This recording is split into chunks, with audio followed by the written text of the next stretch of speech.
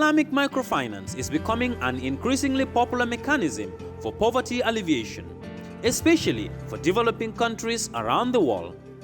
This microfinance service adheres to the principles of Islam as a form of social responsibility. Yona Islamic Microfinance is the Islamic microfinance of choice in the Gambia, trustworthy and reliable. At Yona Islamic Microfinance, we provide savings products, current accounts, financing products in conformity with Islam.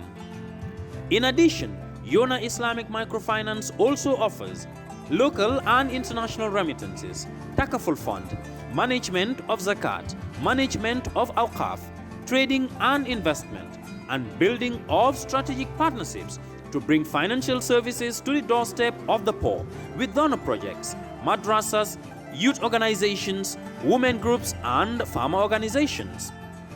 Make a choice with Yona Islamic Microfinance today. For more information on Yona Islamic Microfinance, call 377-2151 or 9832-151 or visit Yona head office at Tipa Garage, Bakote, or visit any Yona branch located countrywide near you. All right. Honey, did you remind him that the last time he sent the money, it was not enough to buy all the provisions? Oh, sorry, I forgot to tell him. Are you guys talking about money transfer to buy provisions?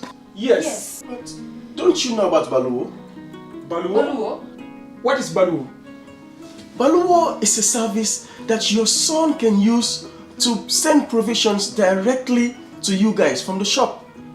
And you don't have to worry about the exchange rate. Tell me how Baluwo works. It's very simple.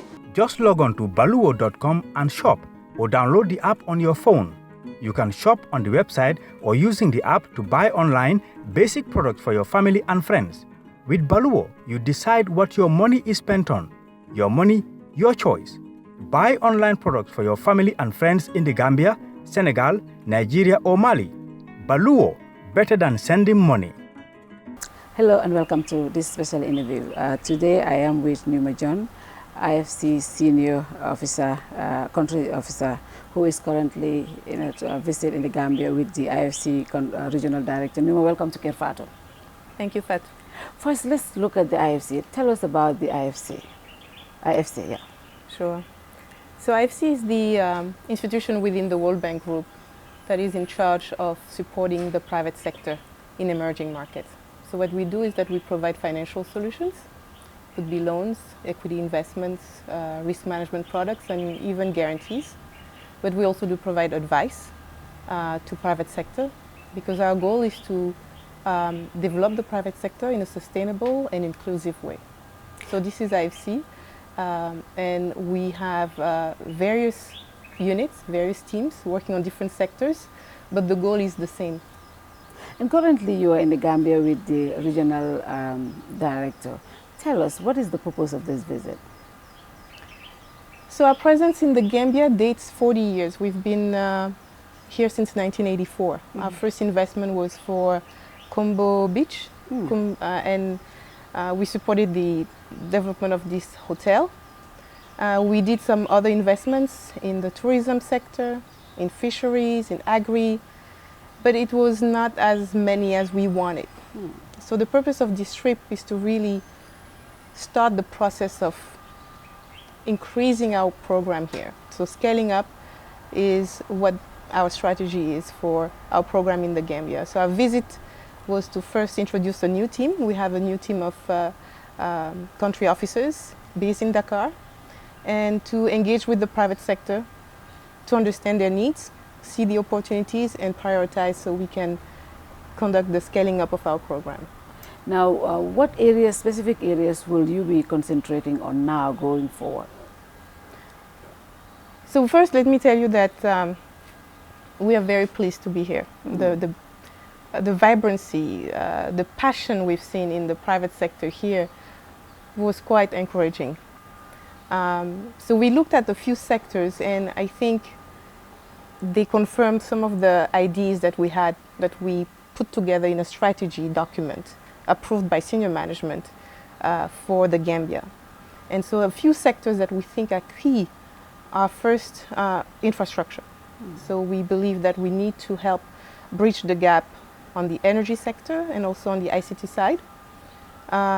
The tourism sector, obviously, with such a beautiful country, there's a lot of potential. The MSME sector, because it's the backbone of the economy. But also housing. We see there's a demand, there's a need for support because, let's face it, it's a critical need, and there's a big gap. We are also looking at the agricultural value chain. So that's a sector that obviously we feel across the continent has great potential, and also in the Gambia. Now, you mentioned agriculture and small and medium enterprises. Agriculture is the backbone of our economy, and also the small and medium enterprises, they hardly have access to financing and also struggle a lot to get support. What specific support will the IFC be supporting to these areas, specifically the SMEs and the agriculture sector? Sure. So we had a strategy before that was with investment criteria that was pretty high, and it was very difficult, especially in smaller markets, to identify the right project that we can invest in. Mm-hmm. So essentially what we are trying to do now is to look at maybe smaller ticket size, but the right project. So it all starts with the right sponsor, with the right project, whether it's a smaller size or bigger size, but look at the fits first and try to provide some financial solutions. For MSME, because our track record has not been as strong as we wanted it, we usually use intermediaries. So we use financial institutions, and we work with them to provide better financial services to that segment of the market. So it can be in the shape of a risk-sharing facilities to de-risk the market so they can confidently enter that market that is usually seen as riskier than the bigger size, clients. So we're trying through our different operations to ensure that there is opportunities for MSMEs locally grown. There's also some value chain analysis that we do to see how do we link MSMEs into the value chain that we are targeting. So can we provide supply chain finance? Can we provide different type of tools and advice to grow these MSMEs in the value chains? I will say that we've worked quite successfully in some parts of the world and maybe not quite successfully, but the goal is to learn and to always start in a smaller, maybe ticket size, and try to scale up when we see that the ingredients for success are there. Now you mentioned bringing the gap between the energy and the ICT sector. What will be the strategy to do that in the Gambia? So we've done, so in the Gambia we're thinking that we need to help obviously the government in the infrastructure sector. We've done in Senegal, for example, some IPP project, which has the independent power producer entities, and we invested in them. So for example, in Senegal, 20% of the production capacity now has been financed through us.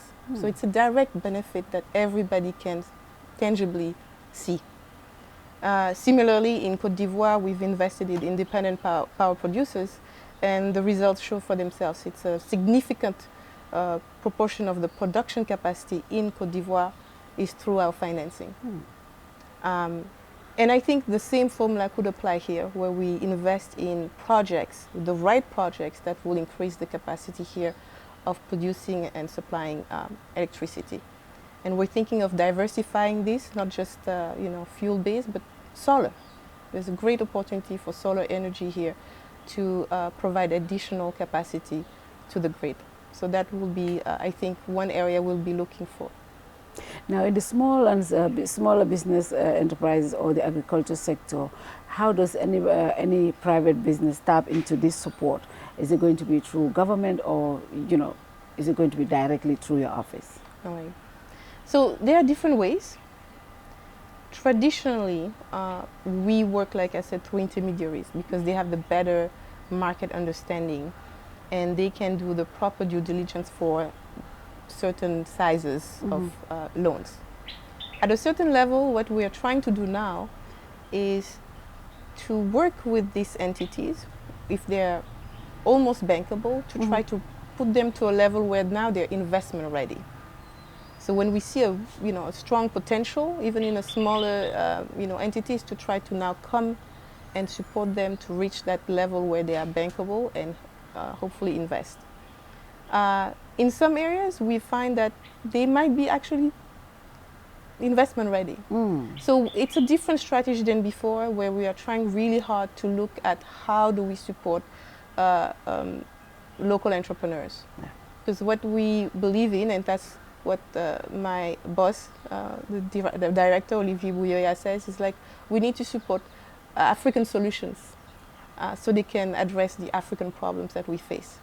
And so therefore we have to, in a way, roll our sleeves and work harder to work with these locally grown entrepreneurs and help them through the project cycle and hopefully have an investment-ready project. How was the meeting with the government?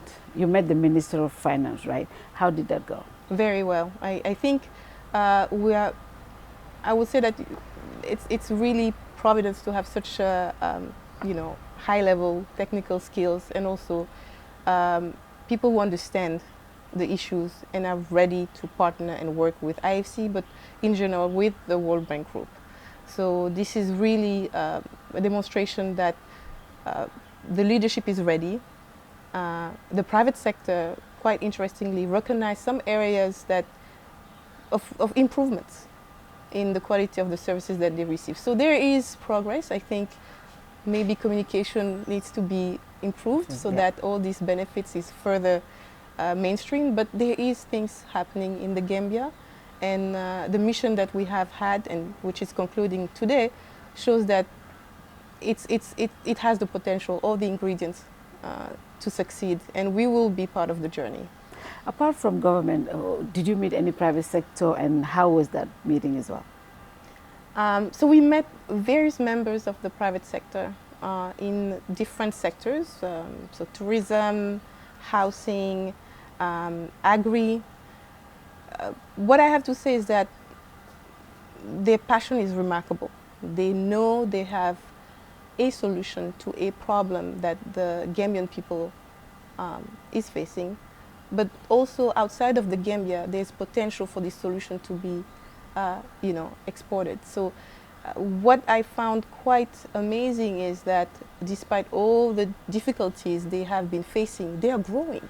So it's a testimony that the economy here has some, fundamentals that are quite strong, and the potential for the Gambia to be not only, a producer for their own food security, but also for the region is quite, remarkable.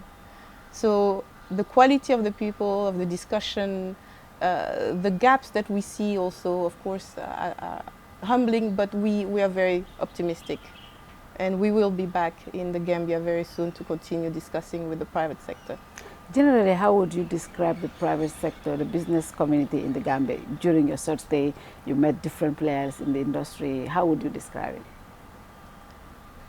So the people that I've met are very ambitious, which is great. They are already thinking, I think, 10, 20 years ahead on how to leapfrog.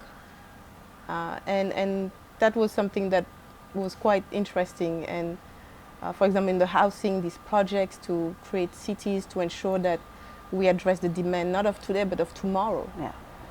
In agri, how can we make sure that the people will eat better? Not just eat, but eat better, like locally grown quality food, by the Gambian, for the Gambian, and for Africa. And in the tourism sector, it was amazing to see that they have thought about a different way of doing business. So if we can't attract certain nationalities, why don't we focus on the regional clients and try to market internally for the Gambian, but also for the Senegalese. So there's a real shift on trying to be more flexible, more innovative. throughout the process, I think I've seen this repetitively in all the discussions I've had with the private sector. And finally, what experience of the Gambia, we call it the Smiling Coast, will you take along? Was it a good experience? Excellent. Wow. I will have, and I already have a very special place for the Gambia. I will be back soon. And my objective is that at the end of my term, to really see a real, impact, and to hopefully see more entrepreneurs come on board, more projects from the IFC. And I want Gambia to be that success story in West Africa. Small but mighty. Small but mighty. Thank you very much, Nouma. Thanks for having us. Thank you. I appreciate it. Thank you. And this brings us to the end of this interview. Thank you for joining us. Bye-bye. Jamano Money Transfer Bureau de Change, your go-to option when it comes to money transfer. With Jamano, you can send money from anywhere in the world to your family and loved ones in the Gambia and be sure the funds will be delivered to them within the shortest time possible. For your convenience, funds sent through Jamano Money Transfer can be picked from all the banks and multiple other financial institutions, including Ajib Bank, Trust Bank, GT Bank, Mega Bank, Basic Bank, Reliance Financial Services, and Approved Services. Visit our head office at Bruceby opposite AfricMed next to Trust Bank Limited, or email us at info@jamanomt.com. You can as well call us on 310-3050 or 310-3051, or yet still 733-0688. Our opening hours are 8 a.m. to 8 p.m. Monday to Saturday and 9 a.m. to 4 p.m. on Sunday. Jamano Money Transfer, your most trusted money transfer service where customer satisfaction is paramount. When you think of a simple, fast, and reliable money transfer, think Jamano Money Transfer. We live in a day and age where technology is creating a world without borders, filled with unlimited potential to improve the lives of the people around us. Innovarex Global Health ushers in a new way of leveling the playing field with increased access to quality healthcare services delivered at your doorstep. Our qualified professionals are equipped with state-of-the-art point-of-care testing technology to conduct tests such as kidney function, liver function, electrolyte tests, body composition, hemoglobin, A1C, and many more services with the highest efficiency in delivering results. The addition to our flagship, Wellness on Wheels, more fondly known as WOW Delivery Service, brings the entire clinical experience full circle.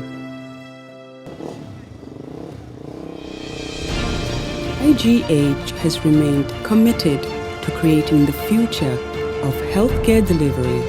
Gone are the days of sending loved ones outside the country for basic medical services. Innovarex Global Health offers a new peace of mind and takes pride in delivering the quality of care we all deserve.